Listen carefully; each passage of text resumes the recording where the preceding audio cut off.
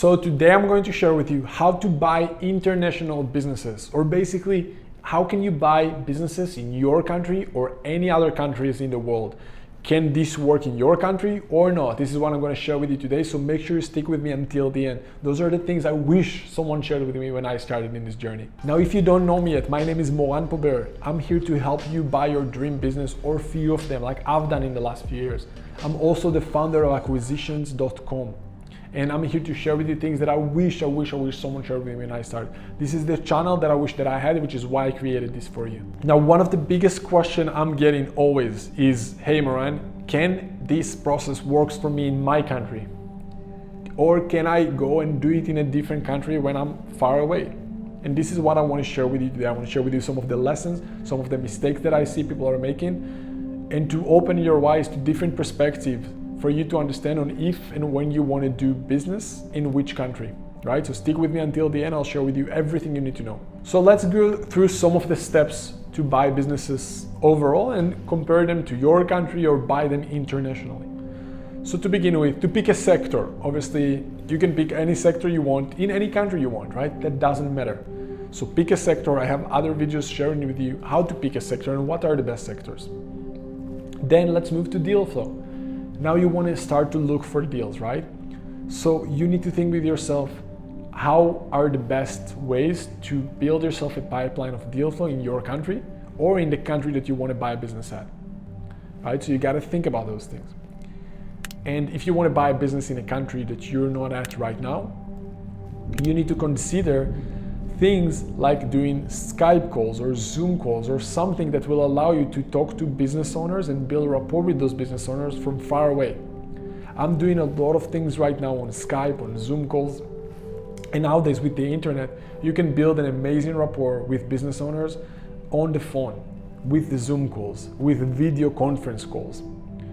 So when you're doing that, you can talk to business anywhere you want in the world, right? Nothing's stopping you there. Obviously, there's a benefit of seeing someone face to face. You can't ignore that. Building rapport with someone face to face is just better. But you can't ignore the fact that nowadays you have no excuse to talk to business owners anywhere you want. As long as they have access to the internet, you can talk to them. The next thing I want to talk about is financing. And many people ask me, okay, so I want to finance a deal, I want to buy a business in London, right? In the UK. Should I talk, but I'm from Mexico, should I talk with banks in Mexico? Now, just think about common sense, guys. When you want to buy a business in London, talk to banks that are doing business in London, right? Even if it's on the phone to begin with. Don't talk to businesses in Mexico. There are ways for you to get financing in your country or pretty much in any country if you know how to position yourself well, if you have more assets to put as collateral. It's all up to negotiation. All up to what you're willing to put on the table versus what the bank is willing to put, or how much they want to give you money. So that's something to consider as well. But ideally, always go for the local area of the deal you want to close. If you want to close a deal in Mexico, ideally talk to banks who are doing business in Mexico, right? Or to financial partners in general who want to do business in Mexico. That's something you want to definitely consider. I know a lot of people who wasted a lot of time looking at deals in country A and then talk to financial partners in country B, right? Completely different.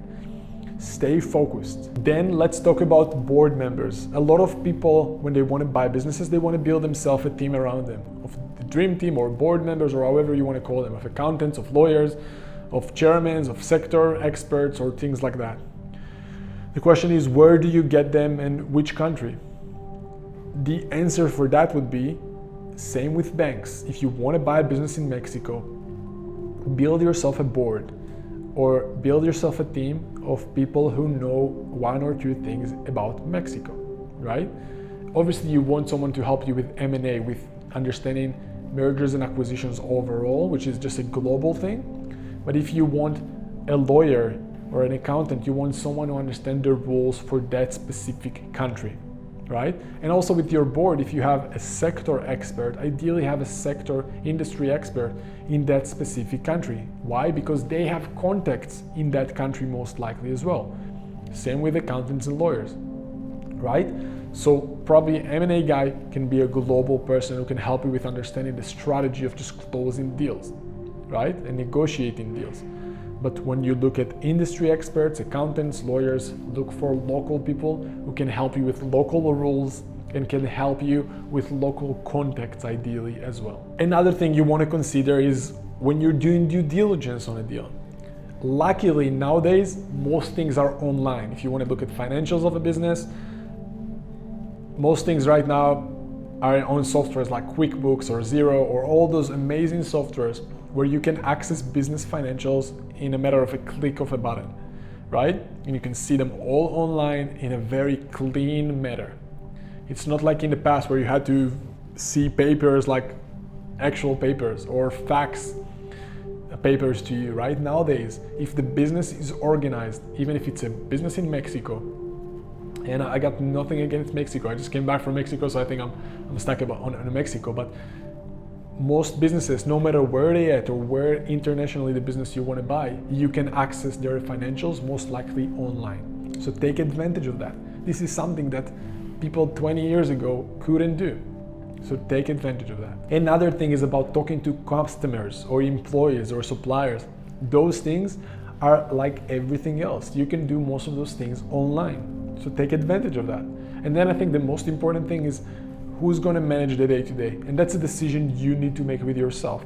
When you're going to look to buy a business, you need to think with yourself, who's going to run the day-to-day.